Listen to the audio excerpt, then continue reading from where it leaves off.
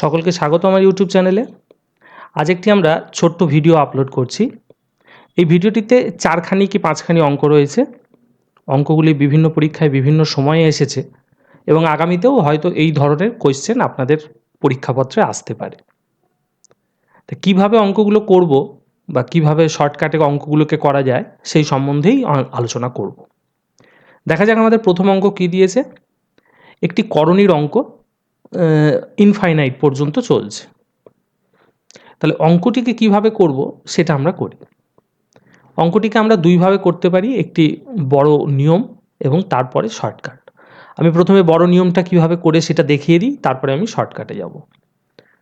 বড় নিয়মটা করার জন্য প্রথমে এটা এক্স ধরে নিলাম, x equal to √154 plus 3 into √154 plus 3 into √154 এইভাবেই চলতে থাকবে ইনফাইনাইট পর্যন্ত। এবার আমাদের একটা কনসেপ্ট আছে যে ইনফাইনাইট থেকে কোনো কিছু বাদ দিলে বা কোনো কিছু যোগ করলে ইনফাইনাইটে কোনো পরিবর্তন হয় না। তাহলে সেই কনসেপ্টটাকেই আমরা এখানে কাজে লাগাবো। কি করব? এদিকে যেহেতু পুরোটাই বর্গমূলের ভিতরে রয়েছে, তাই একবার শুধু বর্গ করে দেবো, এক্স স্কোয়ার। তাহলে বর্গ করলে একটা বর্গমূল উঠে যাবে, পড়ে থাকবে 154 প্লাস 3 ইন্টু √ যা ছিল তাই, অর্থাৎ 154 প্লাস 3 ইন্টু √154 প্লাস 3 ইনফাইনাইট পর্যন্ত চলতে থাকছে। তাহলে এই জায়গাটা থাকছে x square equal to 154 plus 3। এই জায়গাটুকু দেখুন প্রথম যে অঙ্কটুকু দিয়েছিল সেই অঙ্কটার সমান, অর্থাৎ এই জায়গাটিকে আমি এক্স লিখতে পারি, অর্থাৎ x square minus 3x minus 154 equal to 0। এইবার আমরা মিডিল টার্ম ফ্যাক্টর যখন শিখেছিলাম তখন শিখেছিলাম এইখানে যে চিহ্নটা আছে সেই চিহ্নটার উপর নির্ভর করে আমাকে বের করতে হবে 3 আনতে হবে, এই চিহ্নটার উপর বেস করে। কীরকম দেখাই সেটা। এইখানে 154 রয়েছে এবং রয়েছে এখানে 1। এই 154 এবং 1-এর গুণ করতাম, 154 হতো। এবার সেটাকে ফ্যাক্টরাইজ করতাম। তো ফ্যাক্টরাইজ করলে এটা দেখুন 77 আর 7 দিয়ে কাটলে 11। তার মানে 7 দুগুণে 14 আর 11 হচ্ছে এটার দুটি ফ্যাক্টর। এবার 14 থেকে 11 বাদ দিলে কত থাকে? 3। অর্থাৎ এই চিহ্নটার উপর নির্ভর করছে আমি যোগ করে 3 আনবো নাকি বিয়োগ করে। তা এইখানে বিয়োগ চিহ্ন ছিল, অর্থাৎ কিনা বিয়োগ করে আমি 3 আনছি। 14 থেকে 11 বাদ দিলে 3 থাকে। তা 14টা পেলাম কোথা থেকে আর 11টা পেলাম কোথা থেকে? 154 এবং এখানে 1 গুণ করে 154 হয়েছে, সেটাকে ফ্যাক্টরাইজ করে। তাহলে এটাকে ফ্যাক্টরাইজে যদি আমি ভাঙি কি দাঁড়াবে? X square minus 14x plus 11x minus 154 equal to 0। অর্থাৎ x যদি কমন নিই এখানে পড়ে থাকবে x মাইনাস 14, আর এখানে যদি 11 কমন নিই পড়ে থাকবে x মাইনাস 14 ইকুয়াল টু 0। এবার x মাইনাস 14 ফ্যাক্টরটা দুটো থেকেই কমন যাচ্ছে, পড়ে থাকছে তাহলে x প্লাস 11 ইকুয়াল টু 0। তাহলে x মাইনাস 14 ইকুয়াল টু 0 পেতে পারি, অথবা x প্লাস 11 ইকুয়াল টু 0 পেতে পারি।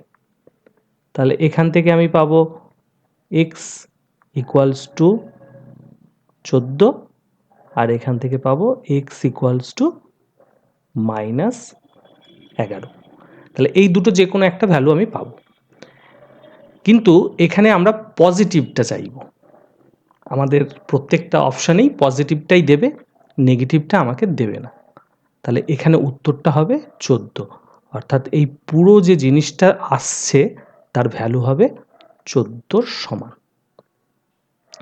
ঠিক আছে, এইবার এইটাকে শর্টকাটে করব কি করে সেইটা দেখি। শর্টকাটটা করা মানেই এই যে ফ্যাক্টরাইজ করলাম, এইটা হচ্ছে শর্টকাটের মূল চাবিকাঠি। ঠিক, সেটা দেখে নিই। আমার এইখানে যেটা আছে অর্থাৎ 154, 154কে আমি ফ্যাক্টরাইজ করব। ফ্যাক্টরাইজ করলে আমি কি কি পাচ্ছি? 2, 7 আর 11, এই তিনটি সংখ্যাই হচ্ছে 154 ফ্যাক্টর। এইবার আমাকে দেখতে হবে এখানে 3 আনতে হবে।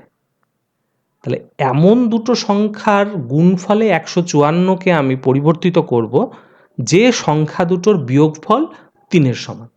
তাহলে এখানে আমরা দুটো সংখ্যাই পাচ্ছি, 7 দুগুণে 14 আর 11। তাহলে 14 থেকে যদি 11 বাদ দিই তাহলেই আমার 3 পড়ে থাকে। অর্থাৎ 154কে আমরা 14 গুণিত 11তে ভেঙেছি।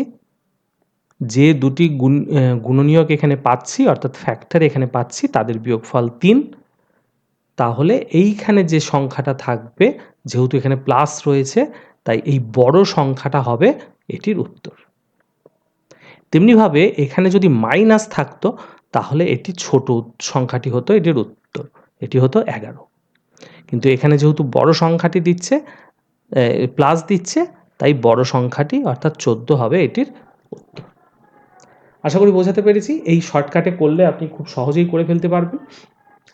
এটা সংখ্যাগুলো পাল্টে দিলেই আবার নতুন অঙ্ক তৈরি হয়ে যাবে।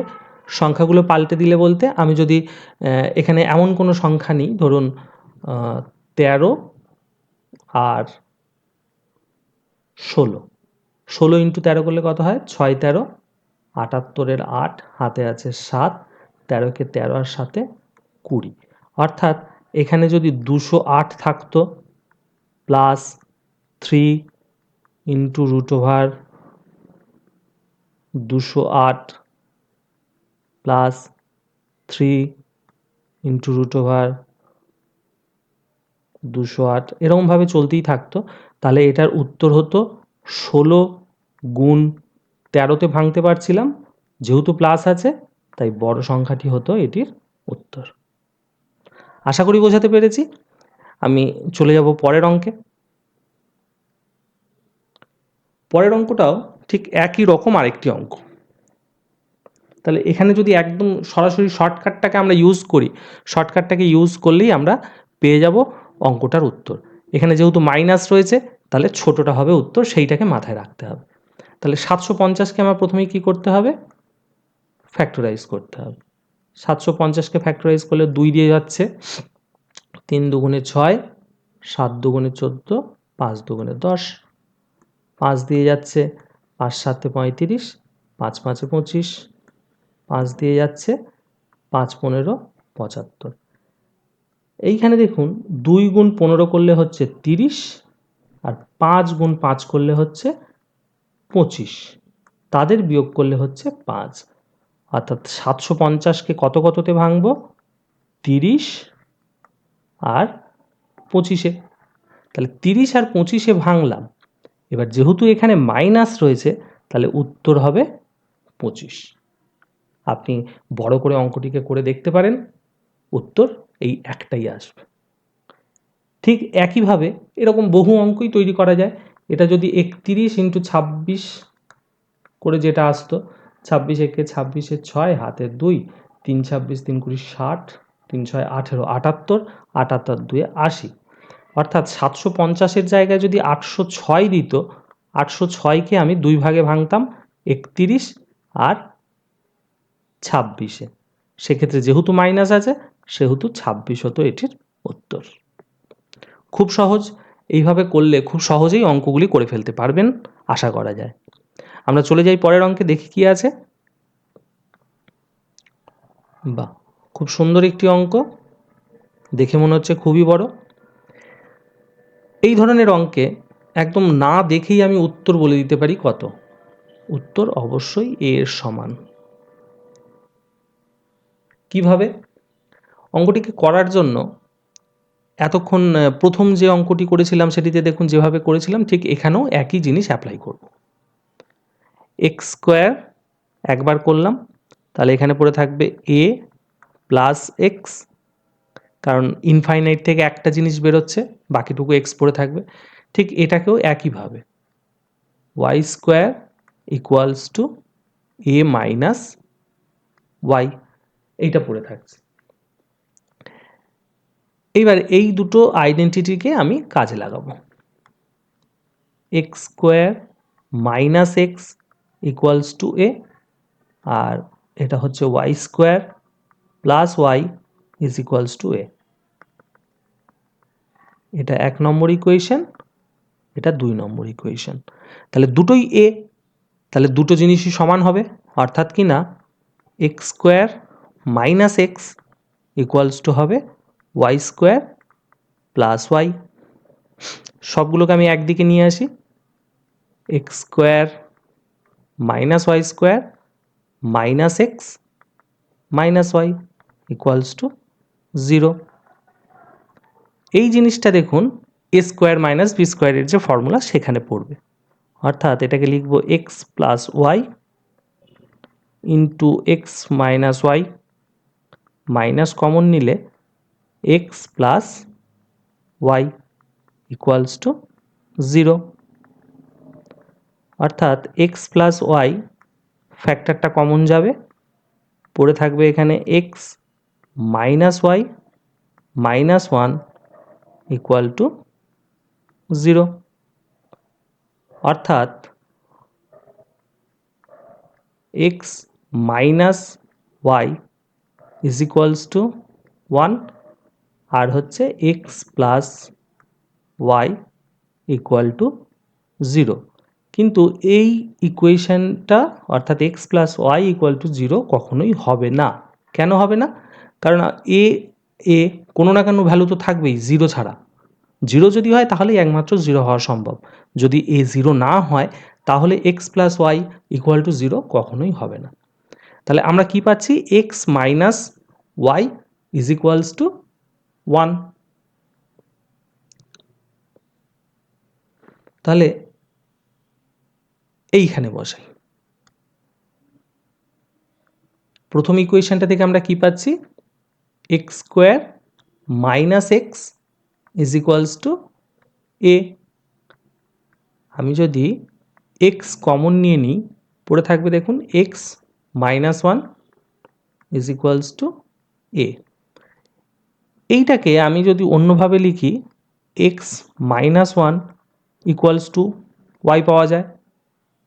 তাহলে এক্স মাইনাস 1 ইকুয়ালস টু যদি ওয়াই হয়, তাহলে এখানে সংখ্যাটা বসিয়ে দিই, মানটা বসিয়ে দিই, x into y equals to a. অর্থাৎ আমি যে প্রথমেই বললাম যে অঙ্কটা দেখেই বলে দেবো যে কোনটা উত্তর, একদম দেখুন এত বড় হিসেব করে আপনাকে সেইখানে পৌঁছতে হবে। তাহলে আশা করি আমি বোঝাতে পারলাম আজকের অঙ্কগুলো। এই 4টি অঙ্ক নিয়ে আজকের ভিডিওটি ছিল। আশা করি আপনাদের ভালো লেগেছে। যদি ভালো লেগে থাকে, বুঝতে পারেন, অবশ্যই লাইক করবেন, শেয়ার করবেন, এবং চ্যানেলে যদি প্রথমবার এসে থাকেন অবশ্যই চ্যানেলটিকে সাবস্ক্রাইব করুন। অন্যান্য বন্ধুবান্ধবদের সাথে শেয়ার করুন যারা চাকরির পরীক্ষার প্রস্তুতি নিচ্ছে, কিংবা এমন কোনো স্টুডেন্ট যে পড়তে ভালোবাসে, অঙ্ক শিখতে ভালোবাসে, তাদের সাথে অবশ্যই শেয়ার করুন। ভিডিওটি দেখার জন্য সকলকে ধন্যবাদ। দেখা হবে পরের ভিডিওতে।